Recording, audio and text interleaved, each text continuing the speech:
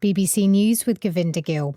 President Trump has insisted that US airstrikes on Iranian nuclear facilities have set Tehran's nuclear program back by decades after a leaked Pentagon assessment cast doubt on their success. He said the sites were obliterated and described media organizations who reported the intelligence leak as scum.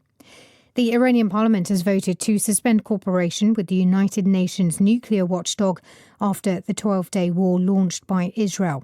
If the bill gains higher approval, the IAEA would no longer be able to inspect Iran's nuclear sites.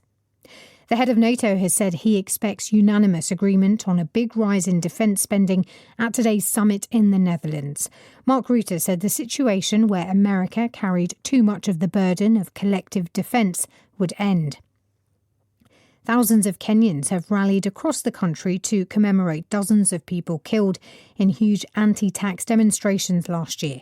Security forces have deployed water cannon and barricaded key roads in Nairobi.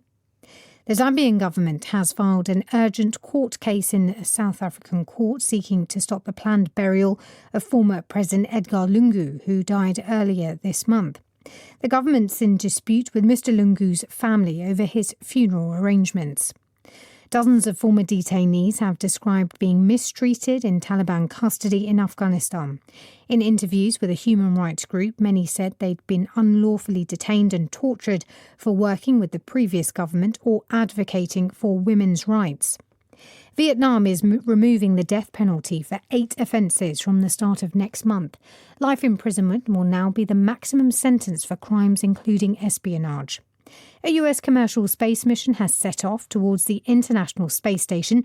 Axiom Mission 4 is carrying astronauts from India, Poland and Hungary. BBC News.